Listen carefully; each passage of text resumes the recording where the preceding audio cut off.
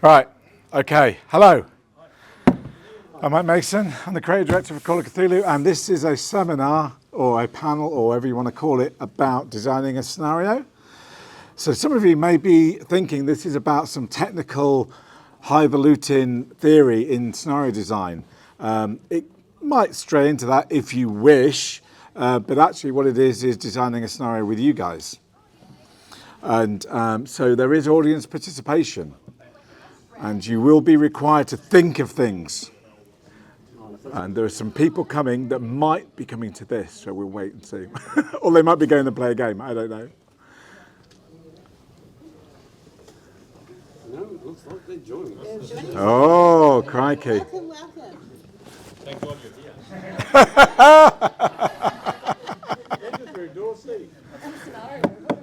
here. So, not to set any bar here, but the last time I did this was in Poland at 11 o'clock at night to a room full of Polish Call of Cthulhu gamers, yeah?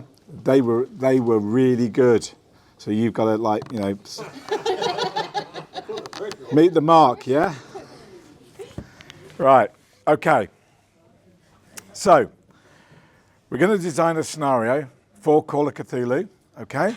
I don't know what it is. Well, none of us know yet, but we're going to build it together, okay? And it's going to be from your ideas. And what I will do is try and be the connective tissue where needed, yeah? But ultimately, it's going to be your scenario. I'm just going to, you know. So what I'm going to want you to do, I'm going to ask for certain ideas, yeah?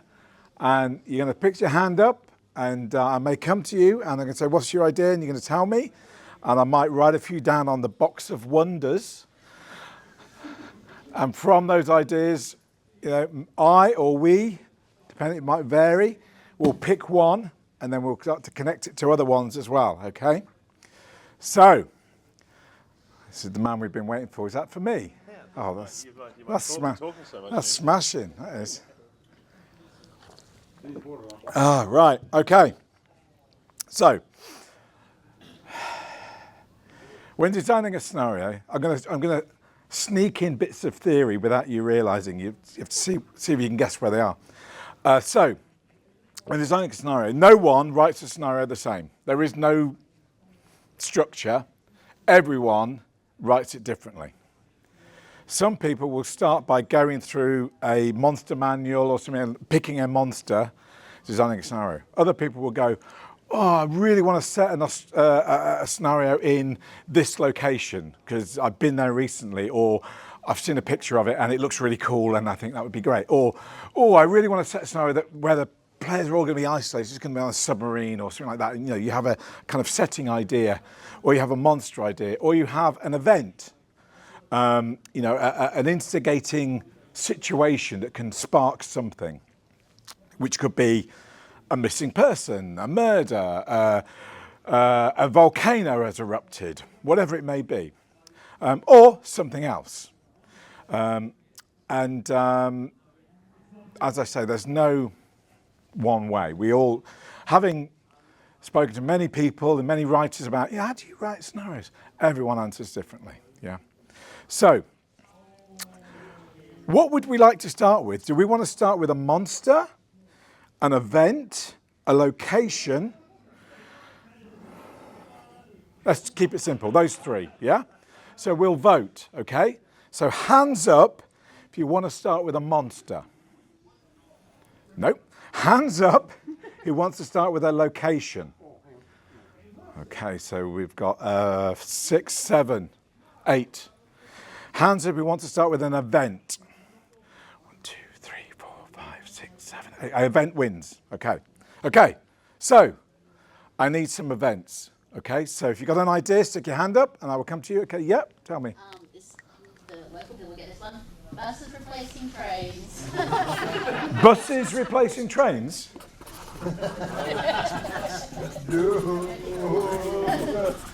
Okay. Yep. Get them to serious box from the storage unit auction. Okay.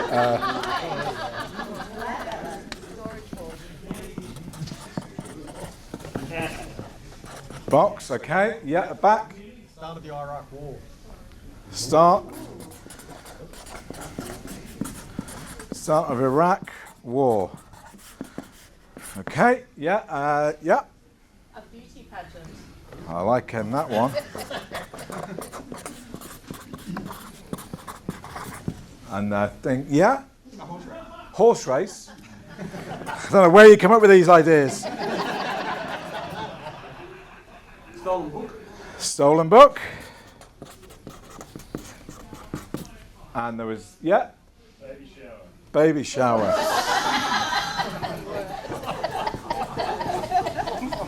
Oh, the horror. Okay, so, all right, I'm going to, okay, got one more. Speed dating. Okay, before what is picked, I want to ask the other question. When is this scenario? Is this a 1920s, a Victorian, a modern day, a 1980s, a 1990s, a 1700s? When is this scenario? Modern day. Are we all happy with modern day?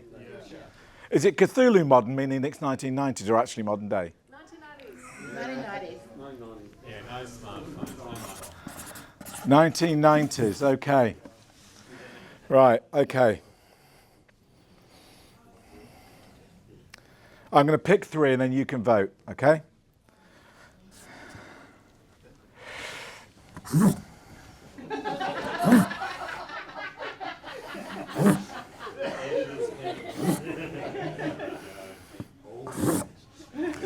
Okay, I've picked three. I'm not going to tell you what they all are. I'm just going to tell you as we go, and you vote as we go. Okay. You can vote twice, because I'm not counting really. Okay, a beauty pageant. 3, 4, 5, 6, 7, 8. Okay, a storage unit auction. Oh, that was pretty good. 5, 6, 7. Speed dating. 2, 3, 4, 5, 6, 7. Oh, we've got a tie. Oh, no, we're not. Okay. You're going for the speed date. Oh, we have a tie then. We do have a tie.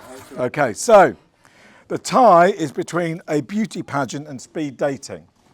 Now, an enterprising writer might think, I'm going to combine those. Do you want to combine them, or do you want to pick one out of those two? Combine. Thanks for making my life easy, Kat. So on the end of the box of wonder, we're going to say speed dating plus beauty pageant. Okay, and it's 1990s. Okay, so speed dating 1990s. Okay, right. Okay.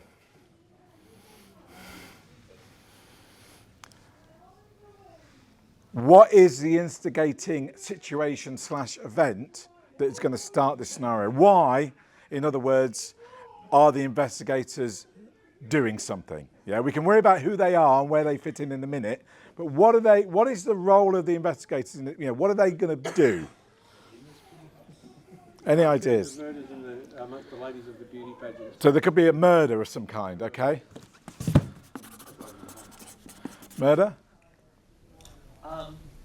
That there's something with one of the judges that they've done that's drawing attention that there might be something supernatural going on here. So, okay. So someone is doing something supernatural. Now that could be a judge or could be an entrant. Yeah. Do we feel it's more likely to be an entrant than a judge? Yes, I think it's going to be an entrant. Okay. Entrant uses magic, yeah, of some kind. Okay. Okay. Any other kind of ideas you want to throw in at this point? Yeah. Fraud. So rigged competition, which is where the judge might come in. Okay. Dutch auction style. So rather than trying to get the highest, you're trying to get the lowest.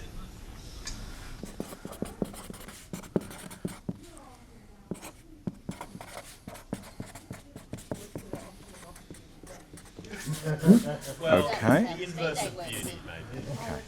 Okay, we're going to keep things fairly loose a minute. We're going to leave those to just kind of fester for a minute. Okay, so who or what is the bad thing? I'm saying that for that reason. I'm not saying it needs to be a monster. It could be. The bad thing could be a cultist, the fraudulent judge or competitor. It could be a spell that's gone wrong. It could be a book and its mere presence is affecting things. It could be anything like this. Unrealistic standards of beauty. Unrealistic what? Standards of beauty. I'm starting to think of a whole David Lynchian concept going on here.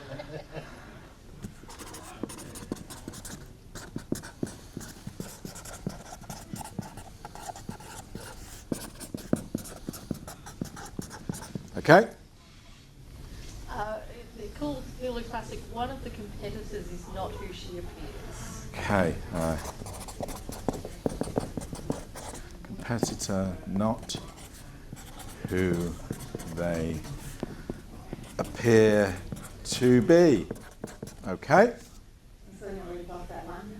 They're stealing the talents of the other contestants. Or stealing talents of others. Okay.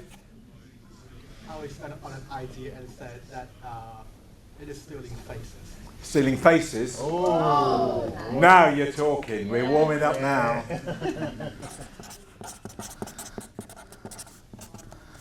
I like that one. Okay, stealing faces. So who is stealing faces? We've got clearly we've got a judge or an entrant, yeah, in that kind of category, Brian. One of the coaches. A coach. Do you get coaches in speed dating? Well, no, this is, I thought it was a beauty pageant. Oh, okay, yeah. A coach. Okay, so okay. One of the mums is jealous of all the other. Jealous mom. Yeah, okay. Okay. Never take things on face value though, yeah? So even if it's, a jealous mom who's a coach, who may be also involved with or is one of the judges or is the, the coach of one of the entrants in the pageant, are they human or are they something disguised as human?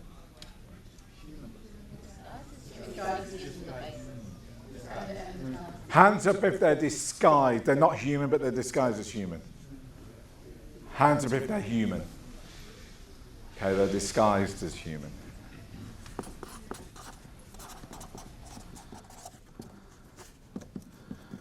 Okay. Now, at this point, I really want to stretch your imagination beyond, the monsters in the Cthulhu Mythos books. It could be one, but I want you to think beyond that. Yeah? I want you to think, what would, because if I was to say, well, it's a serpent person, well, we all know it's going to be a serpent person. The players are going to go, yeah. We've dealt with one of them in Cthulhu now. So I want you to think, really kind of push it out. What would blow the player's mind when the final reveal is like, they manage to undo the sorcery or they pull off the flesh mask or whatever it is, and beyond and underneath it is Old Man Smithers. Old Man Smithers,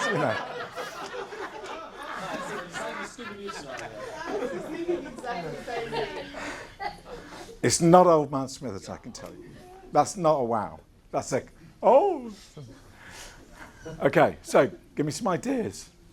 Something that feeds off human expression. And it needs faces. Yeah? No? That anyone? No.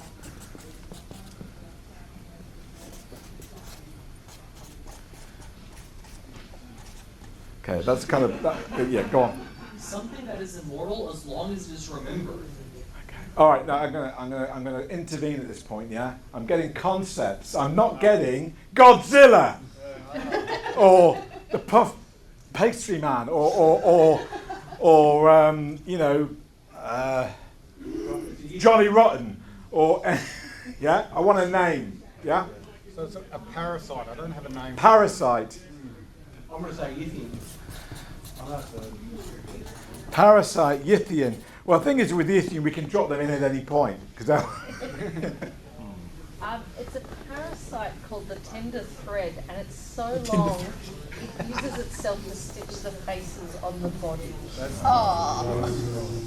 tender thread stitches faces. Okay, Okay, give me some more. Give me some more. Come on, come on, come on, come on. I was thinking like the Judas beetles out of Mimic, the ones that they form into. Okay, I'm just going to call it mimic beetle. Yeah.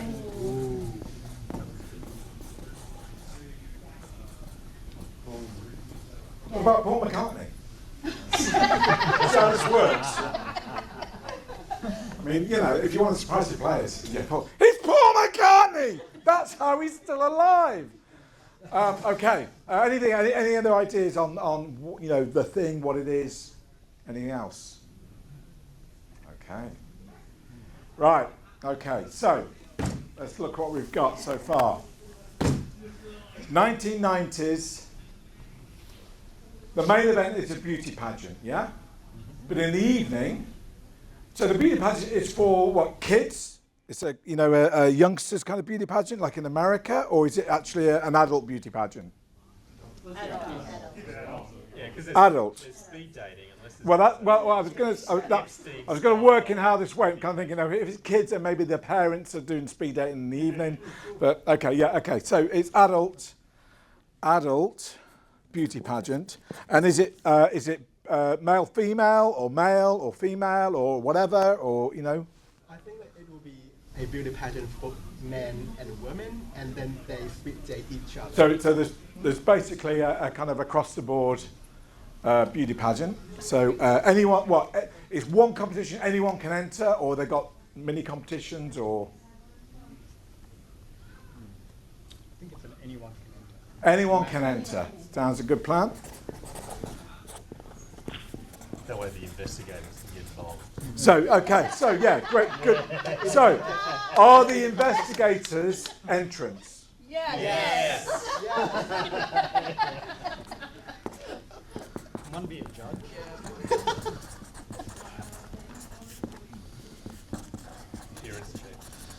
Okay, so we've got the investigator entrance. Okay, so we've got a mix of whoever, players can play whoever they want to play, which is cool.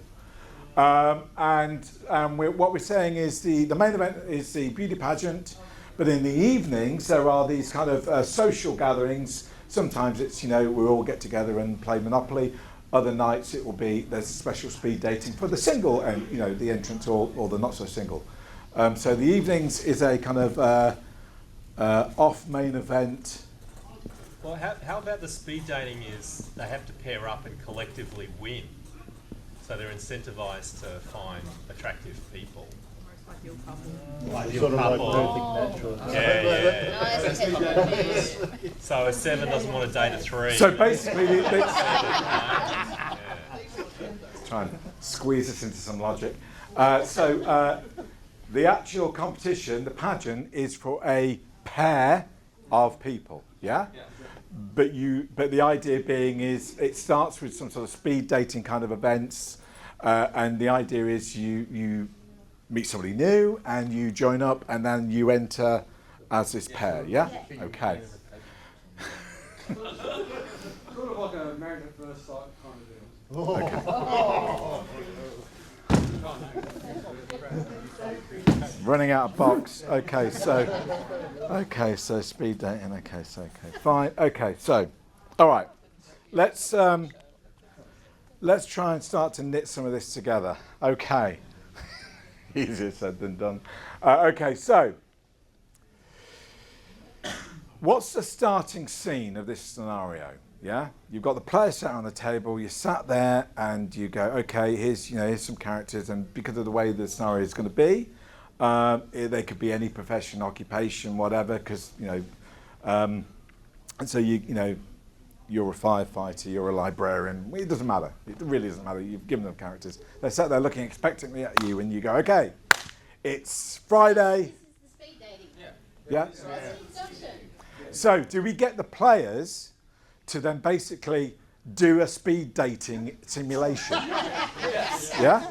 So basically, we organise the table. We try and get a bit of space for this one.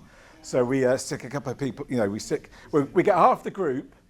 Because what we're going to do is we're going to have 6 players, because it's not going to work with it less, I think. So 6 players, and we cut it into 3. So we have 3 people sat, you know, one over there, one there, and the other 3 are here. And then you basically, and you don't tell the players anything still, yeah.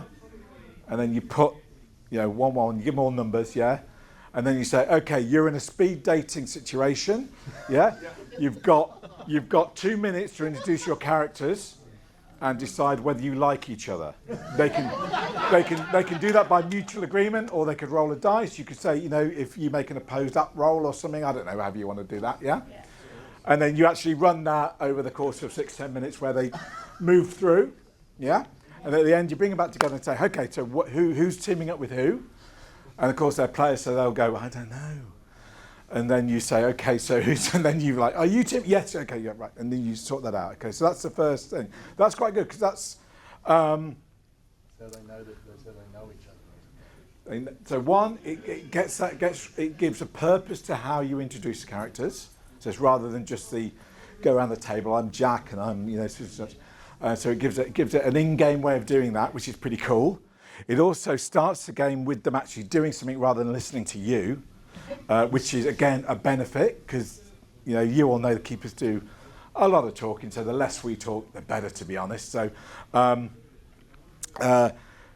think that's a pretty strong. Can you imagine you run this at PAX or Gen Con or something like that, big show, and you say actually we're going to have 20 players and we'll have, like, you know, have four keepers, and we run this kind of grand kind of special event. Then you could literally, you know, the first hour. Great, you do nothing, just set up the speed date. Right, move. Easy work for the keeper. Okay, so that's the first scene. And I think that's a pretty strong scene. I think that would, you know, get the people involved, which is what you want to do. Okay, so that's the easy bit. So how do you start the scenario now? Once you've done that, you've got your teams, as it were,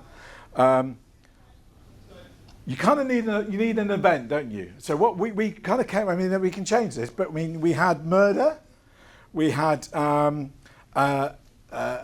auction, sort of Dutch auction sort of thing, some sort of fraud, rigged competition, so it could be some sort of evidence of the fraud, or evidence of blackmail, or, you know, where somebody witnesses something, or somebody comes to the PCs and say, I've found this, or somebody drops something and they pick it up and it's like, oh, what's this?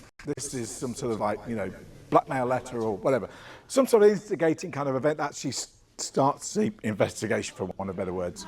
Cutting off the speed dating before the players get to the NPC, the event is interrupted by a murder happening. Okay, yeah? By murder. The speed dating is interrupted by a murder happening. Yeah, okay. Yeah, so I think wherever the murder takes place, the victim, their face is distorted and changed. Yeah, that ties in. Literally, they don't have a face. They literally don't have. You're very keen on people losing their faces. They're alive still, like Idiot Landon style. Oh, kind of. Yeah. Okay. Then you get this weird, like. Okay, so because we want the players to kind of do the speed dating and team up, yeah, we want to kind of introduce this element literally at the moment, you know, maybe they're on the last pairing on the speed dating, and rather than they're getting 2 minutes, you know, 1 minute in, so they're getting used to it and think, oh, you know, we're getting used to this. You then slap in a scream of some kind, which stops, and you or your co-keeper who's working as an NPC for this bit, kind of comes running in screaming, kind of, ah, and kind of, you know, says, there's been a murder, or whatever it is, yeah?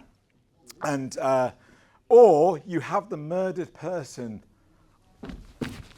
stumble in, they you know, they're all sat around and they stumble in at the end of the room. They can't see their face, is what I'm doing. So they stumble in, they fall to the ground face down, yeah. And what do? And then at least one player hopefully is going to go, well, I go over to them and try and see what's going on. And then you turn them over. Yeah, turn them over. They've got no face. It's been ripped off. It's just this grinning skull-like thing with blood dripping down, and make a sanity roll. And so that's quite strong. So so now we've got to, rather than write the scenario, think about what would the players do. So how do we handle it, and how do that write into the scenario? So what are the players going to do when they find a faceless, murdered person? Now, is there any other clues, as in, okay, their face is gone, which is going to sting a little. Is there any other injury? Have they also been shot? Have they been eviscerated? Have they got some strange glowing mark on their skin? Around the edge of the face, it's filled with tiny little holes. Little puncture holes, Yes. so around the skin that's left. Perforated, yeah. There's a strange symbols carved onto the skull. Right, so actually on the bone underneath is, it's a kind of, blood is kind of pouring down, but they can see this kind of, strange esoteric symbol on their skull. I quite like that. That's pretty good. Could maybe glows a little and then stops. So we know there's something weird going on, as if they didn't already. But okay. How are we doing for time? Okay. So what are the players actually going to do next? We need to think like the players now to kind of ensure that when we're writing the scenario, we're covering our bases, so we don't sit there going, oh, I don't know. Because then think about that. So what are the, yeah. Sorry, I think I did that. They've got a circle phone, they check out the codes. Probably called police, yeah. So they do the thing that players should never do. They call the police. Okay, let's just think that through then, yeah? So one bright spark is, I call the police. And we'll wait for them to deal with it, yeah? So what happens? So that is our likelihood, given that it's modern day-ish, and police are fairly quick on response times to, faces being ripped off and murder in a public place. So if the police are called, they're going to come, are they? So what are we going to write? Well, how do we handle that? It's a closed set, so they've actually locked the contestants in so that they don't interact with the outside world. Right, so is that part of the setup of the pageant? Yes. Okay, so, but, okay, I'm awkward player Bob, yeah? And you tell me that, and go, yeah, well, yeah, but there's been a murder. I'm going to run to the organiser. The pageant's happening in an isolated location, so you can't call the police. So where would it be being held? Maybe on an island, like a tropical island. Love Island? Love Island. Say again? The police are writing the faces. Now you see, now you're cooking, yeah? So, okay, yeah, go on. Yeah, I was going to say that when they leave the building to call the police, they walk outside and the streets are dead. And no matter how far they walk, they end up back in the same place. So I'm liking both of those. So let's say that, let's go with that, okay? So they try and call the police or anyone else, or they try and raise some alarm, or, hey, I found the flares, I'm going to call, they do all of that, yeah? And then you say, okay, well, nothing's happening. And they go, well, we'll break out, or we'll just walk outside, and they look around, and they see, wherever they are, island, in the middle of Melbourne, in the hotel, whatever, it doesn't matter, yeah? They look outside, and you give them a bit of a clue. So you say, yeah, there's sort of a strange kind of a little kind of hazy purple kind of tinge to the mist around, yeah? That's an obvious clue. That sets them up that, okay, they aren't going to get exactly their way because you are dictating the environment. And then if they kind of then go through it, or they look, they kind of keep getting bounced back in some way because, they keep returning to where they were or not. And then just as they're kind of thinking, oh yeah, this is just GM fiat, that, yeah, okay, they're not letting us leave, the police aren't going to come, is when you say you see a police car pull up. And they go, oh, didn't expect that. I thought you were going to block us off. And then 2 cops get out, yeah? And but because of this purple mist, you can't quite see them, yeah? You just see their uniforms, and they've got the hats on, and they come out and they start walking. Then they walk into the mist. And as you say, you can see, make a spotting roll. Okay, yeah. You made it. Oh, yeah. you can, the kind of mist kind of rolls over and you can see they've got no faces. Make a sanity roll. And at that point, they then freak out because they realize, okay, we are in trouble. So what did the police say? What did the faceless police do? Did they just kind of walk up but stay a little distance, just beyond the player's ability to get too near them and just stand there watching? Or do they actually come in and interact? What do we want them to do? I would have them come in and interact and act like normal police officers, so they're not even reacting to the fact they have no face. Okay, so they literally go through, okay, so tell us what's happened, show us the body kind of thing, and they're doing all that, and you just keep reminding the players they've got no faces, yeah? Do they do anything? While this is all going on, they're acting fairly normal, yeah, but are there, would it be worth having a kind of a little, something they do that kind of codifies that something's wrong? So back in the day when I was a kid, on TV there was an American program, I had no idea if it ever came over here, called The Invaders, which was kind of set in the 60s America, and it was about this guy who discovered that aliens were invading the Earth quietly, but no one ever believed him. Every episode, it was like, I'm about to tell you the truth, and it never could. And the way you knew the aliens was a telltale sign that they couldn't bend their little finger. So you could, I mean, I'm not saying do that, but is there something they can't do that is a bit odd, or do they say, every now and again they speak to each other in a kind of blah, blah, blah, blah, or what, I don't know. We get the players to make a spot hidden roll, and if they succeed, they'll realise that the police have two left hands. So both. Nice. Yeah, that's cool. I like that. Yeah, two left hands. That's good. Yeah, because it's not immediately noticeable, but once they notice it, you can't stop looking at it. Yeah, that's cool.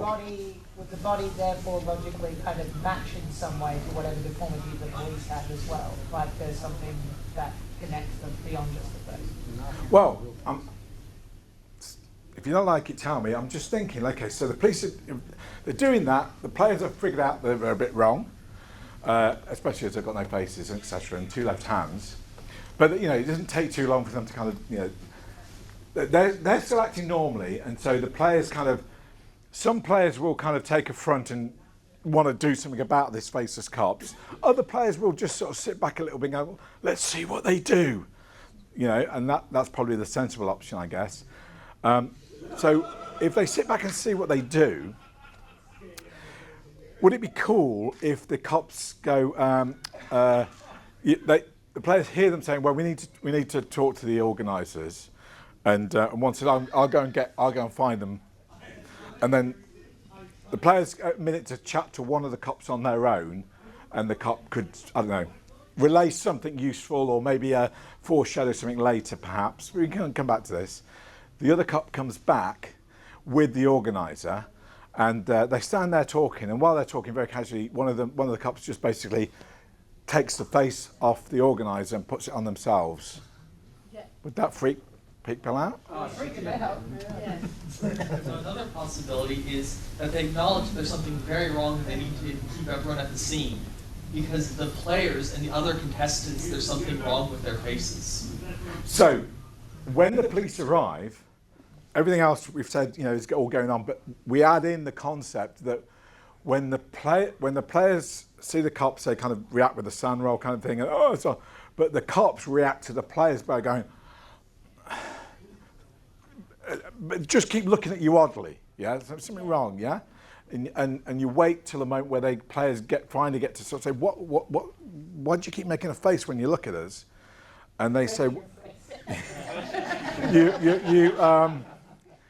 and they say, well, your faces are wrong. And I'm just trying to think of how you could do this. You could do that where the cops originally kind of say, well, they want to see some ID, so they've got some sort of ID with the players' faces on, so they can say, well, your face doesn't match this. That's one way. The other is that it's discernibly wrong, as in, I don't know, you could do the kind of female face on male bodies, male face on female bodies. That could get complicated. Or it could be that the players don't have faces anymore and don't realise it. But maybe... To make it feel like it's alternate reality. Yeah, I'm kind of thinking that...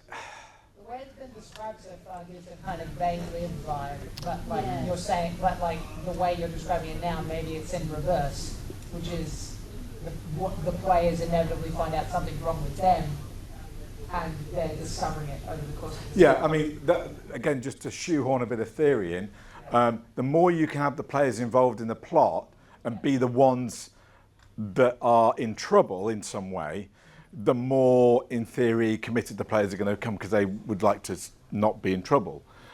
So that's quite a nice way to look at it. That maybe, yeah, initially, you know, the players, when they're looking in, they say, well, what do I see when I look at player B? Well, you see player B. You know, they've got a face. But once the cops say it, it kind of lifts the veil in some way, and then say, well, no, they haven't got a face, make a sound roll, whatever. And then they quickly work out none of them have faces anymore. I was actually thinking it's not necessarily that they don't have faces, but they all have the same face. Oh, they've got the same face. Yeah, that works too. So you want to make the face, if we give them all the same face, you want to make it something that the players can picture, yeah? So just saying, you know, Mrs. Miggins, no one really knows what Mrs. Miggins looks like, so it's a bit meaningless. So it would be kind of cool to pick a face that every player will kind of go, well, I know what that looks like. Oh, no, you know, why do we all look like Paul McCartney, for instance, or whatever it might be, yeah? Is there a particular, I guess, celebrity or famous person that we would favour? Has anyone got any ideas? Or? person, given what we've talked about so far. A reality star, given that it's a reality show, no? Something. Okay. What if, when you were talking to the faceless police, eventually the police have your face? Yeah. So, what you could have, so the police start with no faces, and the players have still got their faces. And maybe you have enough cops turn up to equal the number of players. So you have 2 turn up initially, and then very soon after another 2 turn up, and then another 2, because let's just assume 6 players. And over the course of the scene, the players start to see the kind of faces growing, literally kind of growing in real time on the cop faces. The kind of flesh kind of knitting together, and then you can sort of say, that cop seems to have, you know, you say to somebody else, that seems to have, you know, Brian's face or Mavis's face or something like that. And then, so literally the cops take on the faces of the PCs while the PCs lose their face and have nothing left. When the first faceless person came in, they were injured, right? They were stumbling. Yeah. Maybe there's a mechanic here where there's always one injured faceless person. Yeah. Yeah. Okay, yeah, I think you can build that in, yeah.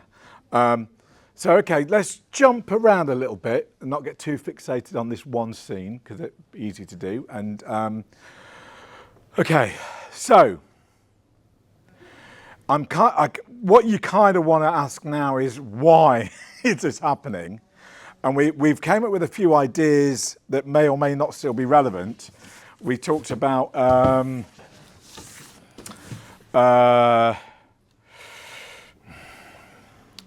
a competitor or judge who's kind of doing something to steal faces or doing something for their gain in some way. We've always got the Yithians. We've got somebody using magic, which could be the magic is purposefully causing these effects in some way. I'm not quite sure what they're getting out of it. They don't have to. They could just be Neil Athertep and go, hey, this is fun. Or they could be getting something out of it as well. It could be somebody bought that interesting looking vase from the antique shop and not realising it, and they put it in as a bit of set dressing and realise it's actually some sort of mythos artefact that is remnanating. It's why places all cut up from it's gone out, moved the place out of time, I'm running with this one slightly, but that's why you're kind of out of time. What these cops aren't humans, as we've said. They are something else. They are from wherever wherever you've moved to, and they are some sort of mythos entities. They could be literally bodiless kind of entities. They could be bodied entities who are coming in and kind of altering perceptions to appear kind of human. Maybe they want access to our world, and that's why they want to steal the faces. I'm just kind of mulling ideas here, but yeah. Someone cast the spell to get revenge, but it went out of control, and instead of affecting one person, it's affected everyone. All of them. Yeah, that's cool. It might be that the first space hill is kind of trying to cross over from there to us. Yeah. And we're just kind of all caught in like, Some sort of cosmic backwash of energies is kind of going. Like, I want to be human. I've got to steal face and I've got to act like a human, and unfortunately they're only access to humanity's reality TV or something. And so they're okay, so yeah. They're kind of trying to be human, so Okay, so we're kind yeah. of caught in the backwash of that. So the kind of premise is that they've kind of manufactured this other space, yeah, to allow them to somehow cross over and adopt human disguise in that way. But but they've kind of done that. They've pulled out the first thought that of the first human in the group. They put, because you write this in the backstory that you're an avid reality TV fan, and you're a big, watch all the programs, and therefore they happen to be the first one that the mind probe gets, and they just pull out this kind of like concept of this beauty pageant and all this kind of stuff, and that's why we're in this kind of environment. I don't know, maybe. I feel like they've identified that the prime targets are the people who watch an audition for reality TV shows. They're going to be the most susceptible to kind of. So what you're doing is the alien radio. So basically, got the Martians are on Mars, yeah, and they're thinking, are we going to invade that Earth planet over there? But we know nothing about it. We need to learn about art. You need to learn about them. How do we? Oh, they're sending these rays, and it's radio, TV. Oh, we'll watch them, and all they're getting is some reality TV. You go, oh, that's how humans are. And that's why the whole kind of Martian invasion is premised on Love Island or whatever. So and so all these things are possible, yeah. And we're not necessarily going to define these too tightly down at this point, because it could go either way. And obviously, what I'm trying to do is suggest to you, starting with a few ideas, you can go in a number of directions, yeah. And I know what I would do, yeah, but what's important is what each of you would do. And each of you will do something different to what I will do, but we've all got the same kind of like commonality in terms of where we're starting from. And obviously each of you putting up ideas, you're pushing, this is a cool idea, and it's a cool idea. It's no worse than the last idea, and it's no better. They're all really cool ideas, yeah? And that's where, in terms of writing, as a concept, going through this thought exercise, maybe yourself, and maybe you're doing it writing notes on a paper or a whiteboard or whatever, or you're sitting around with your partner or your friends or whatever, and you're bouncing ideas around, yeah? And jotting them all down on your box of wonders, which might be a bit of paper or your laptop or something, yeah? And then you go to bed and sleep on it, yeah? Because don't pick one now, yeah? Let your brain mull it over, yeah? And come back to it in a day or two or a week or whatever. And you've got all your original ideas, and then some of these are going to jump out more strongly to you later, yeah? Rather than trying to force it in one go, yeah? Let it ruminate, yeah? Because you're naturally, as whether you're a writer yet or not, you're certainly a keeper who's run at least a game or two, yeah. You will start to interpret what you've written as a keeper and thinking, how will this run? How will my players react to this, yeah? Because that's ultimately the fine-tuning testing for any kind of scenarios. Thinking, well, it's all well me kind of describing what the plot's going to be and all that, but when the players get involved, they're going to just rip it up, yeah? So that allows your brain to start thinking like a player as well and come back to it. And then you look and go, okay, so yeah, that speed dating opening where I had the players, that's still really strong. I really like that because it really gets the players involved and doing something to start. So I'm going to definitely keep that, yeah? I like the idea of people's faces falling off, but I'm not sure about, I think introducing the cups to, that might force a scenario in a certain direction. So you kind of veer away from that and think about how other NPCs that are in your kind of setup at this speed dating are the ones who don't have the faces, and you don't introduce the cops maybe, or maybe you do because you like that idea. Yeah.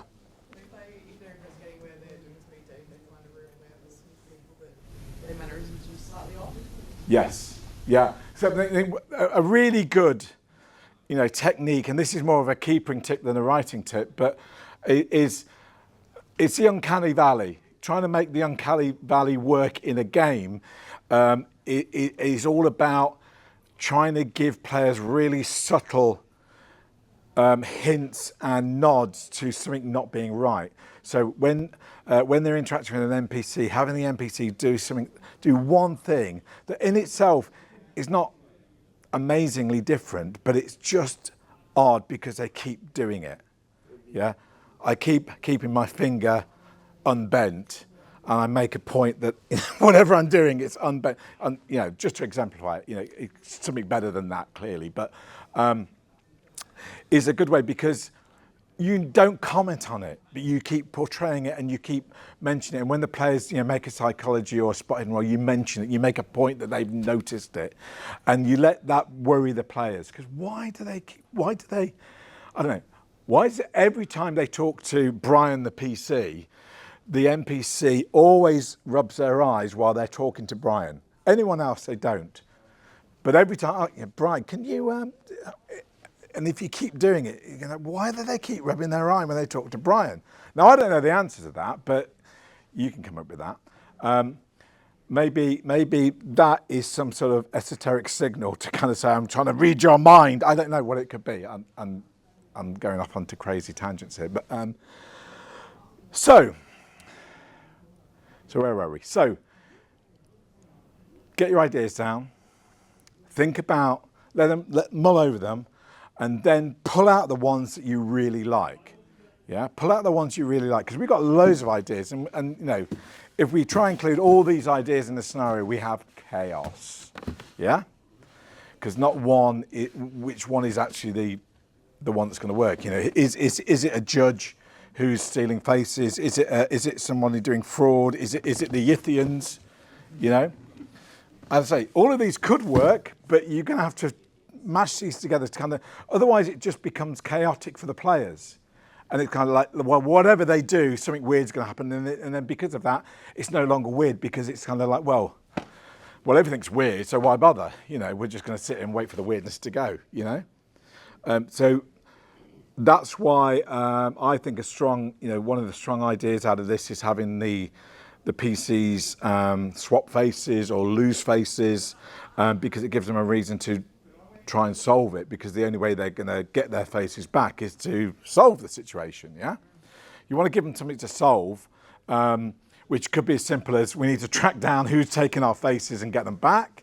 We need to find out how our faces have gone, which could be like an artifact or a spell or some mythos entity is sucking their faces off or psychically kind of pulling them off and taking them themselves. At some point towards the climax, are they going to find some creature that's kind of like, rears around and they've got all the faces, like the Chakotay beast in Masks and Lathatep? Yeah, it could be that. They're the monster for you. You don't want off the peg. It eats faces and it becomes those things. But you could go further than that. You could change it up and do something new or whatever. And that's if you want a monster. We've been very kind of mythosy, weirdness heavy, so we might not have a monster in this. It might simply be bad timing because of things have gone wrong for something. A spell's gone wrong. Someone is using it to get something out of it. We've not kind of explored that too much, but why Why are people's faces going? We've said, you know, aliens are kind of trying to, are using this kind of to learn about humans. This could, in theory, one way of looking at this could be a MIGA experiment. Let's put a load of humans in a room and swap their faces and see what happens, because that would be interesting. You know, that's a legitimate MIGA experiment. It could be the Ithians who are body swapping, and part of the process has kind of gone wrong, and they're not, somehow it's not swapping the minds, but it's swapping faces. It literally has gone wrong. So the Ithians are still, you know, back in prehistoric times, pushing lots of dials. It's not working. But here, all that's happening is people's faces have been swapped, and some have disappeared, because there is no logic to mythos magic, yeah? Because if you introduce logic to mythos magic, well, it's no longer mythos magic. You're playing D&D. Yeah? So, you know, these are all cool things. Okay.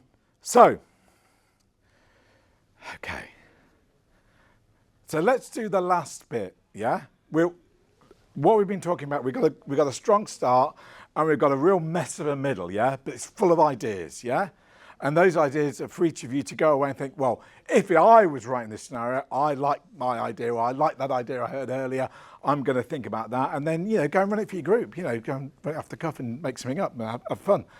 But how do we end it? Yeah, how would we like to end this scenario as the writer-keeper? Yeah.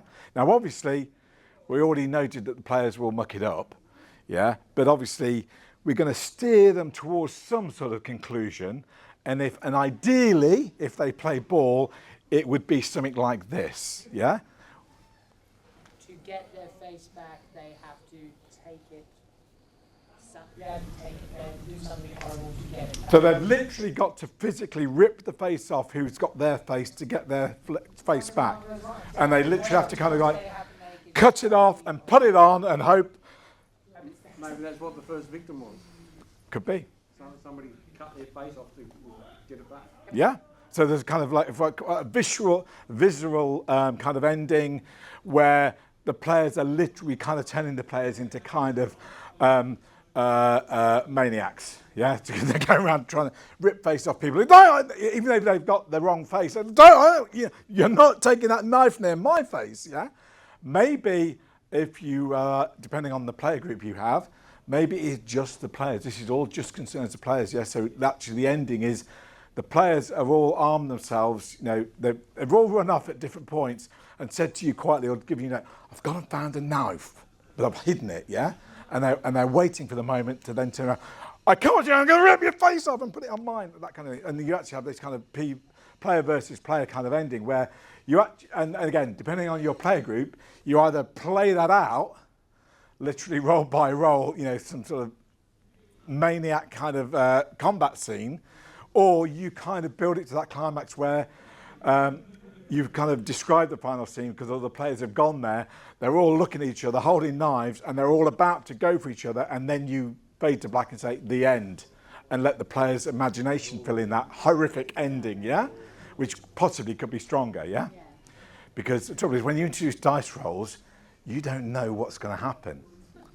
Worst case in that scene, they all keep failing their combat rolls, yeah?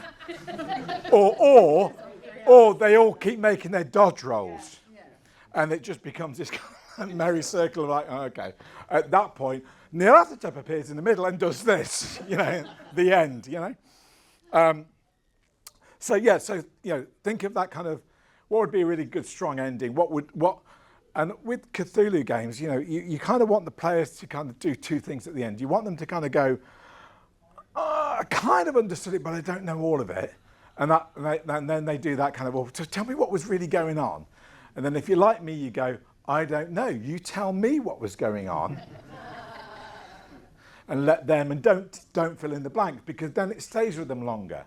And they're going to remember it more. If you explain it all, they're going, oh, yeah, it was the Ethians. Yeah, okay. And okay, what we play next week, yeah? Whereas leave it in their heads, they'll think about it and they'll come back, you know, at Chaosium Con, Melbourne 2030, they'll go, do you remember that game we played the second year where we had oh yeah, what was that about? And they'll still be talking about it in 10 years' time, Yeah? So, think of your idealized ending. You try and steer the players there. They may not go there, yeah? So, advice would be, well, what's your other 3 endings that could happen, yeah? Note that down so you're ready for it, yeah? And the players will still do something different anyway, but you've got some ideas you can still build in elements of, and then introduce your fade to black at the, it's all about timing that. Just think about what's the bit where the players are all going to go, and fade to black. Oh, but I wanted to, and you go, wow, I'm going to let you think about what happened next, kind of thing, which can work quite well in a con. If it's your home group, they'll probably murder you, but that's not my problem. Exactly, yeah, and again, so I mean, Paul Fricker wrote a scenario I commissioned from him years and years ago for a book by Cubicle 7 in the UK called Cthulhu Britannica. And the scenario in it is called My Little Sister Will Make You Suffer, which he's now kind of updated and put on the Mythiconic repository. Has anyone played or read that? Does anyone know what the scenario is? Okay. Okay, so I'll try not to spoiler it, but the whole point of the scenario, it sets the expectation of the players that a certain thing is happening. When they get to the end of the scenario, they realise none of that was true. And again, depending on the players, and you may see it in the odd review if you go and check it out, some people will really love that scenario because it really came at them from left field at the end. They went, oh my God, I just never figured this out. You git. Or some players equally will go, what? I want to murder. Literally get angry about it, yeah? Because they've been led down a certain garden path and not the one they thought they were going down. And that's a scenario that you've got to know. You can run it a con, but you've got to be pretty confident that your players are not going to get you at the end of it. Because but for your home group, it's great because you can work out whether they like that kind of thing. So think about your ending and how it's going to play with the players. Are they? Because obviously at the end of the day, you want them to kind of leave going, oh, that was a great game. I enjoyed that. That was satisfying. I'm not quite sure everything that was going on, but I have a theory, I have my theory. And then they can go to the bar and they can then discuss the theory with everyone else in the game. And they all kind of then keep talking about you. And then you walk in and they all buy you beers and drinks because you're like, that's amazing. We've never played anything like that. And the faces and yeah. And you are this fantastic keeper they will then talk about online, and then they'll all sign up for your games every year that you come, and you are a hero. Yeah? That's, Oh, we end up in the middle of the song after having another Indeed. So,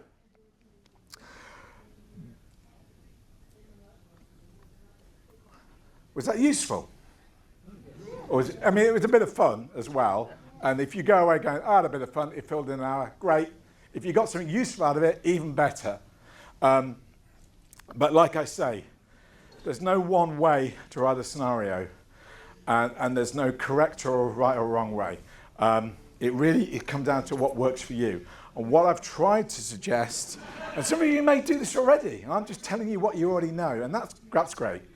If I'd given you an idea of how to think about scenario design a little differently to what you normally do, give it a go. It might not work for you. This kind of approach where you kind of bouncing ideas amongst yourself or with some friends or whatever might not work.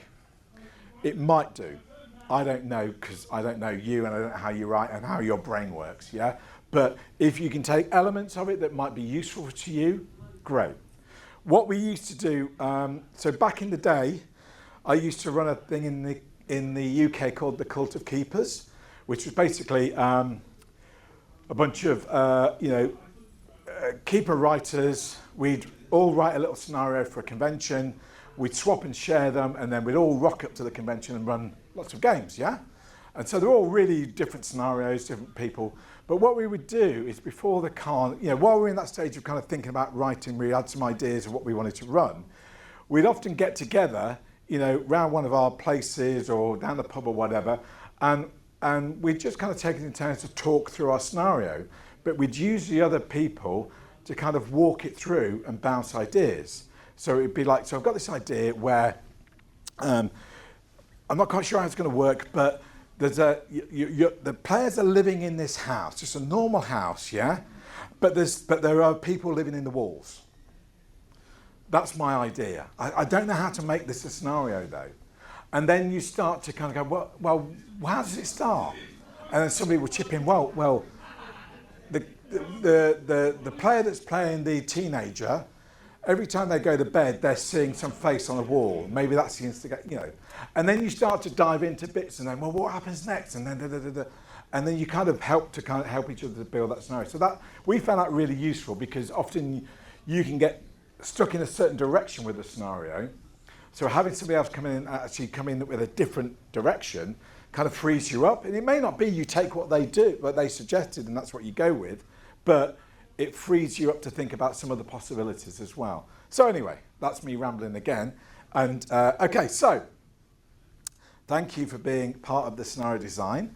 I will be looking out for misconduct repository scenarios concerning beauty pageants, speed dating, Yithians and face swapping. So I'll be looking forward to at least 20 scenarios about that, different versions and takes.